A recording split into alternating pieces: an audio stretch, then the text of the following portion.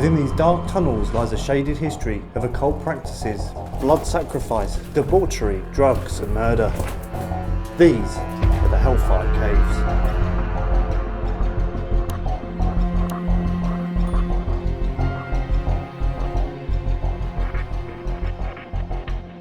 Dug between 1748 and 1752 from the chalk bedrock to provide employment to locals after a series of crop failures, the caves were destined for a much darker purpose, the home of the Hellfire Club.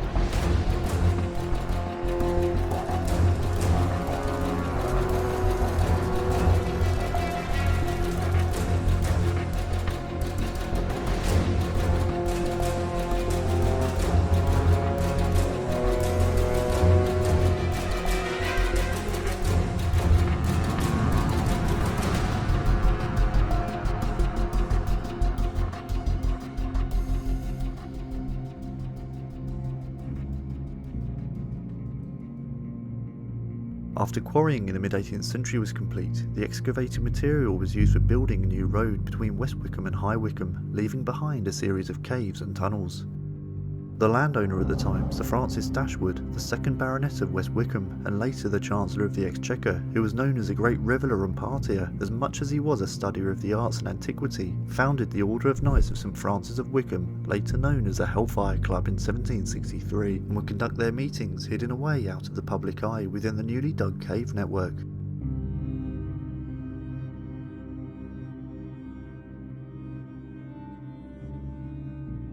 As with many other aristocrats of the age, Dashwood had a fascination with Greek and Roman antiquity, going on so-called grand tours to places such as Athens, Rome, Paris and Florence, visiting many historical and mystifying sites. It's clear that he took inspiration from these places in the design of the Hellfire Caves, using a lot of symbolism, for example the inner temple being built directly below the church, thought to represent heaven and hell. As above, so below. Similarly to many other secret societies of the era, the club involved many of the most influential and important people in Britain, including Paul Whitehead, the famous poet, John Montague, the 4th Earl of Sandwich, the son of the Archbishop of Canterbury, and although not thought to have been an official member, Benjamin Franklin was also known to have attended many of the club's meetings. Even to this day, nobody knows for sure the original purpose of the Hellfire Club. However, it's believed it was set up for wealthy, like-minded individuals to come together and celebrate things such as music, art and literature. Over time, however, these meetings degenerated into lavish drinking parties. There would have been gambling, consumption of huge amounts of alcohol and drugs, ladies of the night offering their services, and over time, the group delving into occult practices.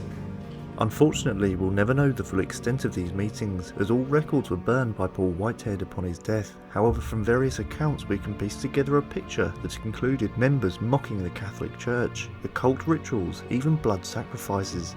Although not confirmed, there's also been rumours of potential human trafficking, rape and maybe even murders.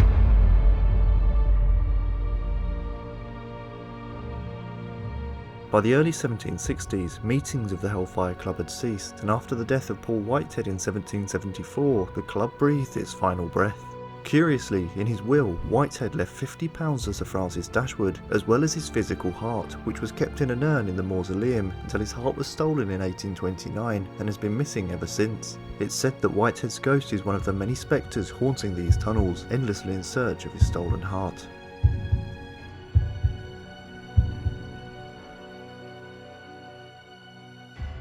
Above ground is the very impressive Dashwood Mausoleum, which is in keeping with Sir Francis Dashwood's love of antiquity and ancient architecture. The mausoleum is a private burial ground for the Dashwood family, although curiously, Paul Whitehead's remains are also interred here, in an urn in the corner of the enclosure, leading many to wonder if there was something more to his relationship with Sir Francis Dashwood than just friendship.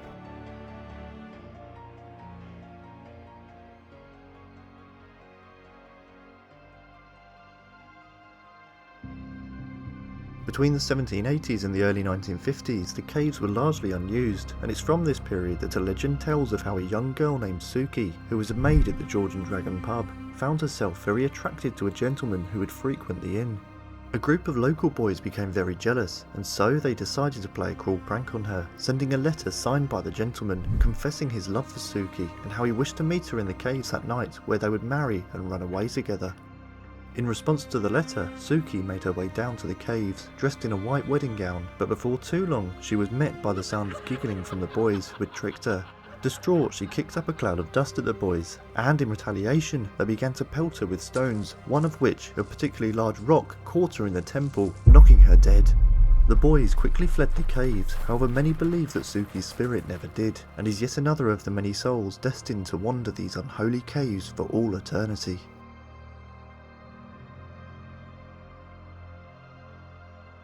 With such dark history, it's no surprise that the caves are supposed to be haunted, with a dark, cloaked figure seen in the tunnels by countless people, along with the sound of guttural, animalistic growling, many believing this activity to be the result of a demonic entity brought through during the Hellfire Club's mysterious rituals.